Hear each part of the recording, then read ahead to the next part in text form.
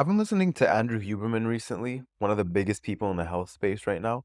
And in nearly everything that I've seen, he's been very adamant on getting sunlight in your eyes right when you wake up. This helps with a lot of things, which we'll dive into later in this episode. But my main question is, how well can your body actually utilize the vitamin D from the sunlight? This is where the VDR gene comes into play. Welcome to the Joe Cohen Show. Join me as I share my experience with biohacking and invite top health experts to explore the latest technology, supplements, research, and resources for optimizing your body and brain. The VDR gene is responsible for producing a protein called the vitamin D receptor. VDR works by binding to the activated form of vitamin D, which is called calcitriol. Once bound together, they form a special complex which has various biological effects. This includes promoting the expression of other genes, maintaining calcium and phosphorus levels in the blood, regulating metabolic pathways involved in immune response, regulating bone formation, controlling cell growth and development, and regulating hair loss. That's quite a bit of things that it contributes to. So with Huberman, he tells you to get sunlight first because it triggers the timed release of cortisol, a healthy level of cortisol, into your system, which acts as a wake-up signal and will promote wakefulness and the ability to focus throughout the day.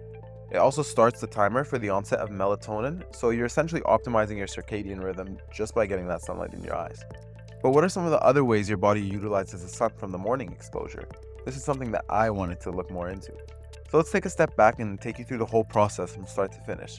So when your skin is exposed to sunlight, it triggers a reaction where a precursor molecule in your skin, 7-dihydrocholesterol, is converted into vitamin D3.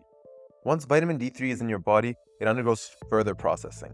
The liver converts it into calcitriol, which you'll see in your lab results as 25-hydroxyvitamin D. And that's the main circulating form of vitamin D.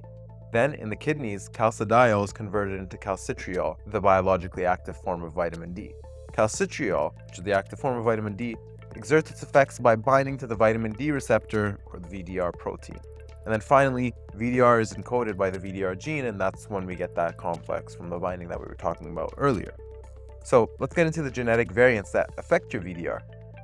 Among the different VDR polymorphisms, the SNP RS2228570 has been most widely researched. The A variant encodes a slightly longer version of the protein, which means it has a few extra amino acids, and that's associated with decreased VDR levels and activity. So essentially your body isn't utilizing the vitamin D as efficiently as the G variant, which has been associated with all of the positive benefits of vitamin D that I mentioned earlier. Understanding your VDR gene is important because it helps you understand how well your body utilizes vitamin D and what you can do to further optimize your health.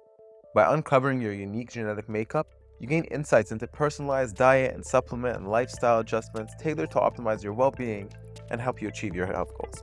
Thank you for tuning into this segment of Snippets. For more in-depth explorations of essential genes and their implications, be sure to follow The Joe Cohen Show on Spotify, Apple, or wherever else you get your daily dose of podcasting.